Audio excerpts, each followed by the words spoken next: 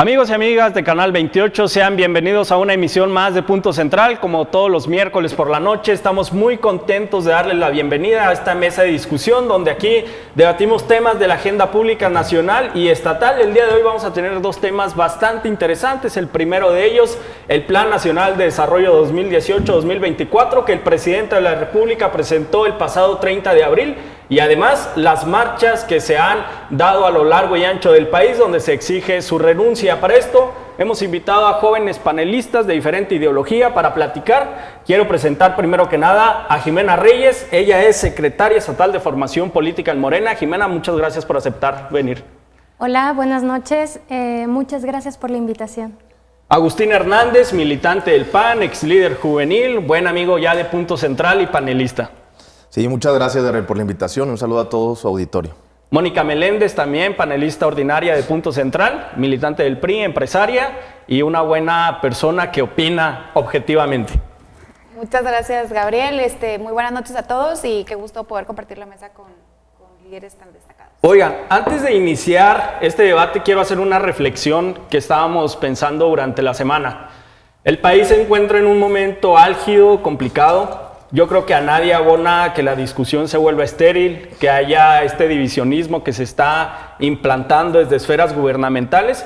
Yo creo que este tipo de espacios y este intento de democratizar los medios debemos de aprovecharlo de una manera positiva, donde reinen las ideas, donde prevalezcan las propuestas para así poder contagiar a más jóvenes.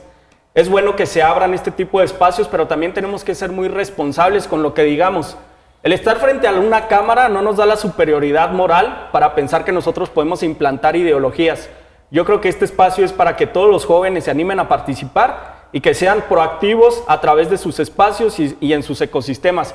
Es por eso que yo los invito a hacer un debate que sí sea de altura, donde arrojemos datos, donde arrojemos propuestas y que sea muy interesante para el público. Si les parece, iniciamos hablando del Plan Nacional de Desarrollo, explicando un poquito de qué se trata. Este es un documento rector fundamentado en el artículo 25 y 26 de la Constitución Política de los Estados Unidos Mexicanos. Es una obligación del Ejecutivo Federal donde plasma una radiografía de lo que va a ser su proyecto gubernamental en el sexenio. Esta obligación la cumplió Andrés Manuel López Obrador el 30 de abril y a partir de este documento se empiezan a delinear las acciones y las metas que tiene a través de lineamientos y métricas que se basan en la ley de planeación. Vamos comenzando a debatir este documento que 62 páginas de este documento son más como una composición ideológica de lo que quiere el presidente y que a diario repite en sus mañaneras. Lo demás lo podríamos llamar la parte orgánica, donde sí traza objetivos que son bastante claros y que yo creo que, y quiero pensar que todos ya lo leímos, y lo divide en tres. El primero de ellos es justicia y Estado de Derecho, el segundo es bienestar, y el segundo es desarrollo económico. ¿Qué les parece si antes de iniciar con cada uno de los temas nos vamos con una introducción de cada uno de ustedes? ¿Qué sensación les dejó este documento? Empezamos contigo, Jimena. Bien, bueno, a mí me gusta. Yo creo que tú al que te refieres es al resumen ejecutivo de 64 páginas.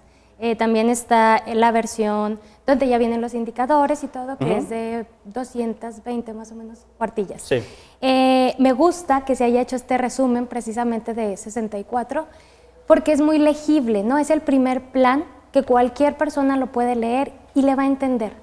Tiene buen lenguaje, se lee, es la primera vez que se tocan puntos como la diversidad sexual, se toca el respeto a los pueblos originarios, se toca la diferencia entre una economía basada en indicadores y una economía para el bienestar. A mí realmente me gusta este plan de navegación. Muy bien. Agustín Hernández, ¿qué te pareció una vez que lo leíste? Mira, como todo documento teórico, obviamente pues es muy bonito, ¿no? En la teoría.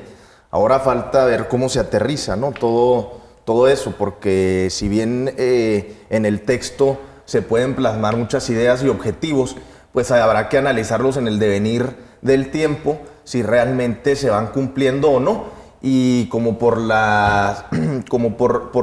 dice el dicho, que ahora sí que por las vísperas se juzgan los días.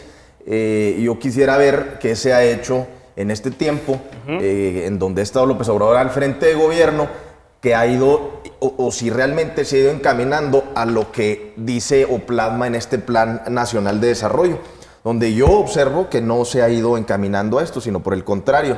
En temas de seguridad, la inseguridad ha ido creciendo. En temas como el apoyo a los empresarios, recientemente mandó con cajas destempladas a los empresarios del Consejo Coordinador Empresarial, cuestiones así.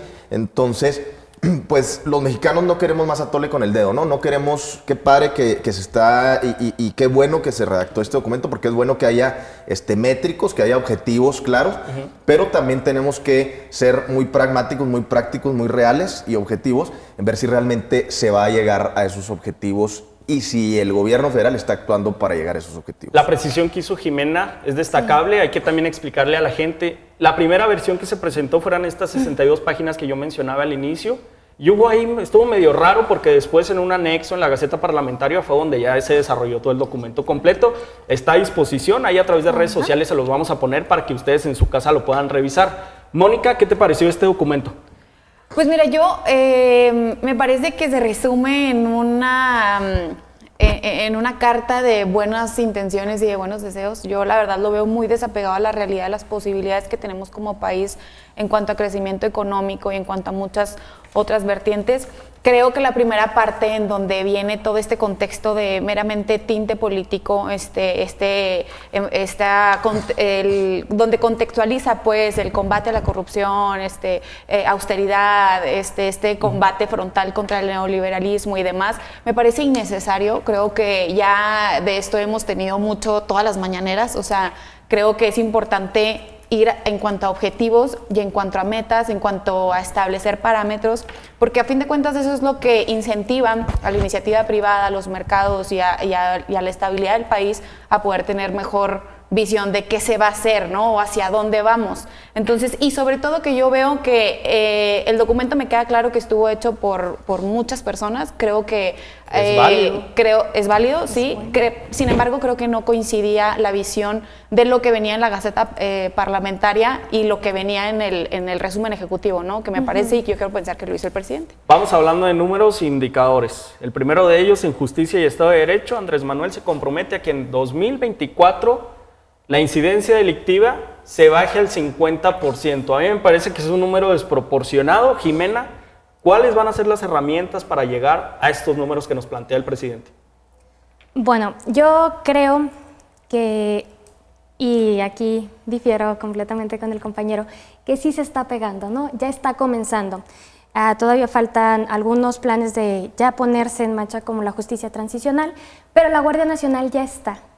Y la estrategia es completamente diferente a la de los gobiernos pasados que fueron catastróficos, ¿no? Declarar una guerra cuerpo a cuerpo fue lo que está provocando que ahorita la violencia siga aumentando. Yo creo que el simple hecho de que ya no se le vaya a dar la orden a la Guardia Nacional y de momento al Ejército de atacar cuerpo a cuerpo a los grupos delictivos nos va a ayudar a pacificar. A ver, este es un señalamiento interesante que hace Jimena. Dice que la Guardia Nacional no es una emulación al plan que hizo y al combate que hizo abiertamente Felipe Calderón. ¿Tú lo ves así? Así es. ¿O es la misma estrategia de militarizar las calles? Pues mira, yo veo la misma gata pero revolcada, ¿no? La cuestión aquí es que López Obrador planteó un cuerpo completamente civil y vemos que los mandos no son completamente civiles, sino son mandos militares. Entonces, pues aquí no es una cuestión de comparativa entre un gobierno y otro, sino es una comparativa de lo que dijo López Obrador con lo que está haciendo López Obrador. Y lo que dijo López Obrador con lo que está haciendo López Obrador no es lo mismo, no nos lo planteó así. No, mira, lo que él dijo es que no va a atacar cuerpo a cuerpo y no lo va a hacer. De aquí a que la Guardia Nacional esté, va a estar el Ejército. Necesitamos a alguien que sepa de estrategias. Y ellos son los militares, son los que están al frente, pero la estrategia sí es diferente y lo está haciendo. Ejemplo de esto es que no ha habido represiones. El caso terrible, catastrófico del huachicoleo, ahí estaban los militares, pero estaban tratando de proteger. Nunca se dio la orden de atacar. Ya desde ahí estamos viendo una manera distinta de operar con el gobierno de Felipe Calderón, que sí da esta declaración de guerra cuerpo a cuerpo. Jimena, denme un segundo, a ver, vamos planeando, vamos poniendo bien los papeles sobre la mesa. ¿Cómo van a lograr esa reducción del 50%? ¿Cómo lo van a hacer? Porque en el plan nacional quedó muy ambiguo, Sí. estuvo muy abstracto, las métricas incluso que pusieron y los números. ¿Cómo lo van a hacer? Si tú me pudieras decir, mira, estas 3 elementos son parte de nuestra estrategia. Claro que sí. Mira, hasta el momento se había hecho una política en donde se ataca el efecto directamente, lo cual es terrible. Si no vemos la causa de fondo, obviamente estamos simulando hacer una política pública. Yo estoy de acuerdo en que los mexicanos ya no queremos más atole con el dedo que nos han dado los gobiernos priistas y panistas, y no podemos culpar a la gente que piense que vamos a hacer lo mismo. Por supuesto, estamos acostumbrados a ese tipo de política que simula. Pero entonces, que lo digan, están en su derecho y ya nos tocará a nosotros demostrar realmente que lo haremos. ¿Cómo? Atacando la causa. El 50%, más del 50% de los integrantes de las bandas delictivas son jóvenes. Una de las estrategias es brindarles oportunidades de estudio y de trabajo. Ya están en el plan de desarrollo del plan de bienestar social, están las becas y están los apoyos para los ninis. Esa sería una. La otra, repito, que la guerra terminó, que la guerra contra el narco terminó, no quiere decir que la violencia terminó, pero la guerra, el combate, ya no se va a dar al menos por parte del Estado. Y entonces, atacar la causa es lógico que va a ayudar a disminuir el efecto. Yo pongo un ejemplo muy claro, Minatitlán. 14 personas asesinadas en Minatitlán, donde es gobierno de Morena, en un estado donde gobierna Morena y en un país donde gobierna Morena. Ahí, ¿cuál es tu excusa o cuál es tu argumento? No, es que no se trata de excusa, se trata de que estamos en un país que lleva años en guerra. Y estos cambios de paradigma, claro que crean de momento una desestabilidad, tú lo sabes bien. Venimos con una forma de gobernar y entra un cambio. Ahora, los grupos delictivos... ¿A partir de qué momento ya no va a ser culpa del gobierno anterior y va a ser responsabilidad del gobierno actual? No estoy culpando ni siquiera un gobierno, estoy culpando todo un paradigma y toda una estructura política. Ok, basta. Y no podemos, seguimos con lo mismo, estás viendo un efecto y no la causa. Esto es procesual. Es todo un proceso y no se trata de decir es culpa del gobierno anterior y de pronto el gobierno actual ya no tiene la culpa. Es un proceso en el que todos cabemos. Los gobiernos anteriores. Por supuesto, porque en estos gobiernos anteriores es donde se da este paradigma. Por eso yo ya hablo de un cambio paradigmático en la manera de gobernar. Entonces hay que ver el proceso. Minatitlán es un efecto causado por el paradigma anterior y no podemos decir que no. Y no es una excusa, es un hecho. Tenemos años en guerra y este proceso se tiene que revertir. Y por eso digo, es lógico que los mexicanos queramos un cambio ya. Estamos cansados de simulaciones políticas, pero también nos han enseñado que únicamente tenemos que ver el efecto y esto es procesual. Tenemos que entender el proceso. Y aquí sí pido, denos oportunidad a la 4T de demostrar que lo podemos hacer. Mónica, ¿crees que vaya a alcanzar el tiempo para hacer esta reducción del 50% y sobre todo que no podemos estigmatizar los problemas de seguridad pública? No todo es el crimen organizado y los homicidios dolosos, también hay robos a casa habitación, es violencia contra las mujeres, feminicidios, es un problema muy complejo. Mira, yo quisiera de verdad que se pudiera lograr ese objetivo. Creo que todos los mexicanos quisiéramos poder lograr ese objetivo. Sin embargo, sí lo creo muy desapegado de lo que ahorita vemos, ¿no? Acabamos de pasar este primer trimestre en donde ha sido el trimestre más violento en la historia del país. O sea, no estamos hablando, y se supone que ya se han venido implementando diferentes acciones, porque día 1 de diciembre fue cuando empezaron a revertir muchas cosas, ¿no? Entonces, a mí me parece preocupante. Yo no digo que no se vaya a lograr o que sí se va a lograr, lo veo muy difícil, pero yo viendo la situación actual del país, yo veo difícil que lo puedan lograr, porque lejos de estar disminuyendo ahorita, índices importantes están incrementando, ¿no? Y para mal. Por otro lado, vemos también, como decías, el tema del... a mí me gusta mucho este tema de hablar de los feminicidios, y es un caso... un tema, pues mira, mira, Pero se debe hablar. yo creo que lo tenemos que hablar Es y lo distinto. tenemos que hablar para buscar una solución, Ajá, ¿no? es distinto. Y creo que cuando te das cuenta que en tu país cada 160 minutos que pasan matan a una mujer, pues creo que entonces no vamos muy apegado a esas teorías tan románticas, ¿no? Que nos plantea el presidente y que nos plantea Moreno. Entonces, yo creo que aquí debemos de ser más objetivos porque los números no mienten. Entonces, creo que siempre cuando se le hace un planteamiento al presidente con índices, con números y con datos específicos, creo que le da la vuelta, ¿no? Y saca su tema de romanticismo y decir que yo y que esto. Y yo creo que eso a fin de cuentas no nos termina beneficiando como mexicanos. Creo que sí deben de ser un poquito más precisos y sobre todo más realistas en entender en el que el país ahorita, en lo que llevan ustedes y lo que lleva este gobierno, pues no han destacado en muchas cosas, ¿no? A ver, dame un Entonces, segundo, Mónica. Yo coincido en que el dogma y esta ideología de Morena está muy padre. Lo que dice el presidente de la República pues es un país donde todos quisiéramos vivir y al que todos aspiramos y todos nos levantamos para poder construirlo. Les pregunto a Mónica y a Agustín.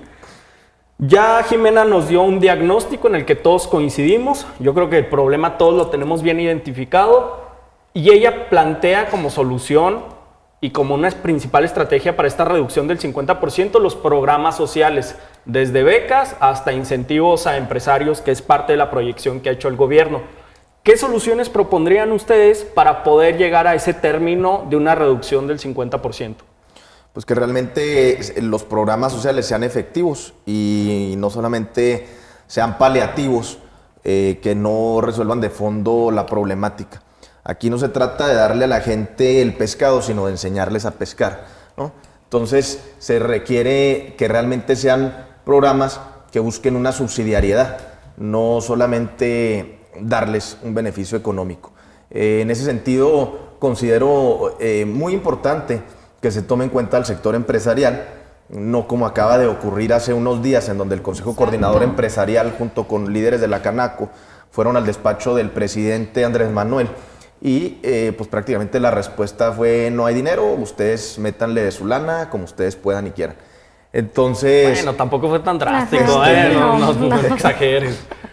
Bueno, para Fue un llamado de solidaridad, tampoco fue Ajá. como... A final de cuentas, yo pues creo sí, que... pero ¿con qué armas les dices éntrale Bueno, cuando tienes un país eso lo muy vamos a muy discutir en el inestable? segundo. Las mismas armas que la empresa llegaba a decirme, éntrale, dame tu territorio para contaminártelo, dame tu mano de obra barata, con esas mismas A armas. ver, no estamos Así- hablando de empresarios locales, no estamos hablando de inversión Y los extranjera. empresarios locales Y te voy a decir no algo, llegan parte a fundamental poner- del crecimiento económico de un país es el ejercicio de la Por iniciativa supuesto. privada. Y tú no puedes denigrar a Tiempo. ese, A ver, lo ese que yo sector, estoy diciendo- Es gravísimo. Jimena, que Mónica, hagan no vamos a Permita, discutir, Mónica, no vamos a no. discutir de desarrollo económico en No. este bloque, vamos a discutir de justicia y Estado de Derecho, y estaba hablando Agustín con sus propuestas. Adelante, Agustín. Sí, digo, y a final de cuentas la propuesta debe ser esa, o sea, no solamente darles un paliativo o darles como una pastillita de que, bueno, ahí te va, te tenemos contento un rato, sino realmente generar un proceso sostenible en el cual se permita un incremento de la población económicamente activa y que esa misma población económicamente activa pues pueda ir ascendiendo en los deciles económicos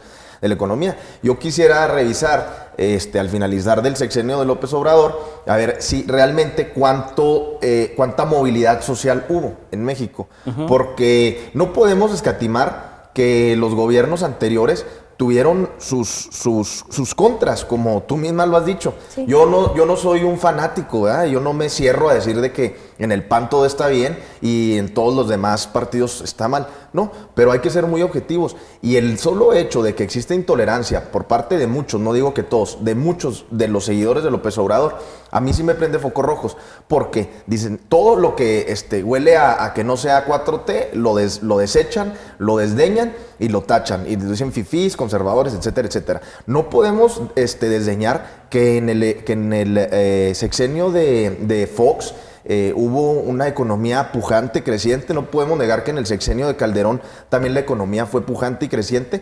Entonces, en ese sentido, tampoco podemos desdeñar las políticas públicas que se fueron ejerciendo en materia económica en esos sexenios y llegar y decir, no, ¿sabes qué? Eso no sirve y vámonos a otra cosa. Yo creo que aquí se trata de construir porque mexicanos somos todos, ¿no? Y como todos podemos aportar algo bueno.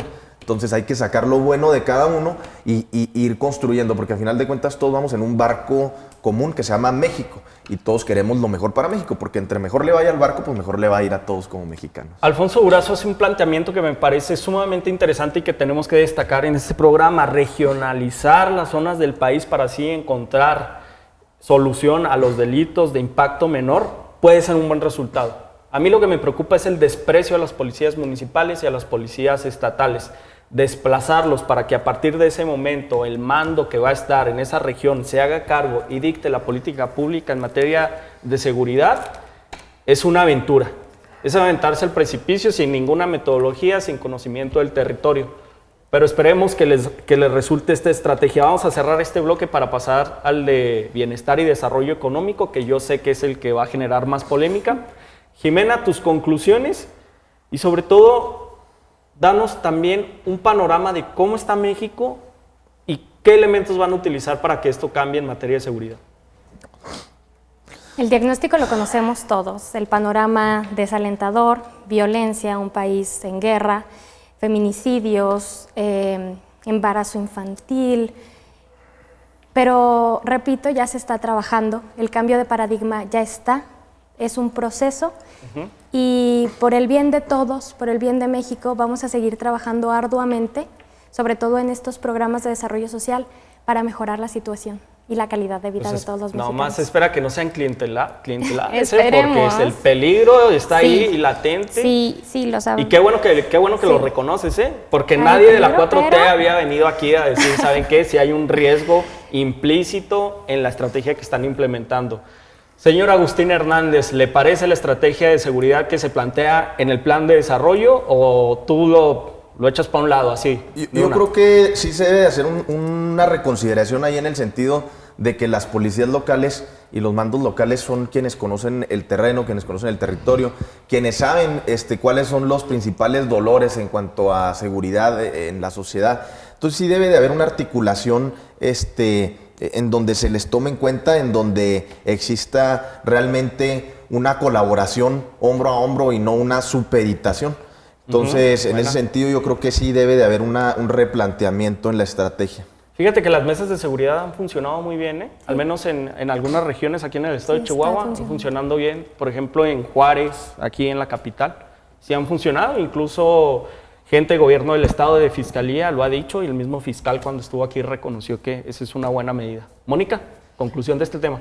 Pues mira, yo quisiera, creo que en ciertas cosas que es una estrategia que se necesitaba cambiar drásticamente. Creo que nadie puede tener ahorita una fórmula exacta de cómo hacerlo, porque pues han pasado muchos gobiernos en donde no se ha tenido y no se ha cumplido el objetivo, ¿no? Entonces, entiendo eso y yo acepto esa parte, ¿no? Pero por otro lado, creo que sí también, como decía Agustín, como desplazar esta parte de las policías estatales y municipales, creo que también pueden abonar un poquito, ¿no? Porque como decían, son quienes conocen el territorio, incluso por zona saben cuál es la carencia o cuál es la situación, ¿no? En cada zona de cada ciudad. Entonces, creo que es importante la labor que ellos trabajan, creo que es importante involucrarlos y sobre todo, pues que yo espero que realmente funcione porque, pues como mexicano, yo creo que todos es la expectativa que tenemos, ¿no? También hay que dar oportunidad, entiendo que son 3 meses de gobierno, se va viendo la visión, una visión no muy definida, pero pues bueno, también habrá que esperar y ver qué resultados podrían tener de estas estrategias. Vamos a hablar del desarrollo económico, que es para mí el planteamiento más atrevido que hubo en el Plan Nacional de Desarrollo. El presidente planteó que en los 6 años de su mandato el crecimiento económico va a ser del 6%, 4% por año. En promedio, al menos en los últimos 40 años, es entre 1.5 y 2.5, ha dependido mucho del gobierno y también del contexto global. Además hizo otra aseveración que también me pareció una aventura, el decir que va a erradicar la pobreza extrema en 6 años y va a sacar a 20 millones de personas de esa condición. Me parece que se está atreviendo demasiado. Jimena, ¿crees que es posible? Y la pregunta obligada, ¿cómo lo van a lograr? Estos apoyos mensuales, yo creo que tú debes de saber, tú eres antropóloga. No soluciona nada el darle a un chavo 2,000 pesos y que eso signifique salir de la pobreza extrema. Por supuesto, es una herramienta y en ningún momento se plantea que esa sea la solución. Ahorita se decía, esto se trata de enseñar a pescar y no darles el pescado. ¿Dónde se enseña? En las escuelas. ¿Por qué los alumnos dejan de estudiar?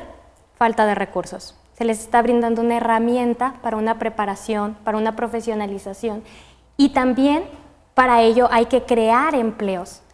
Ahora mencionabas muy bien que hubo un apoyo a la economía en los gobiernos panistas.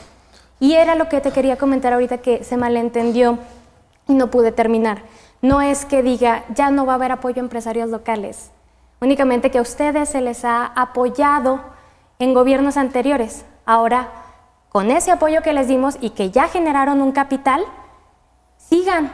Ahora es momento de apoyar a los de abajo, a las estructuras sociales, lo que me parece legítimo, necesario y muy importante sobre todo para llegar a estas metas, sacar de la pobreza extrema, que es realmente una pena tener tantas personas viviendo en pobreza extrema y lo que es todavía más preocupante, la falta de empatía de los empresarios que durante años han recibido apoyo y que ahora estén enojados cuando se supone que generaron su capital, que ya pueden ser autosuficientes y que ahora estén molestos porque se va a apoyar a estas personas.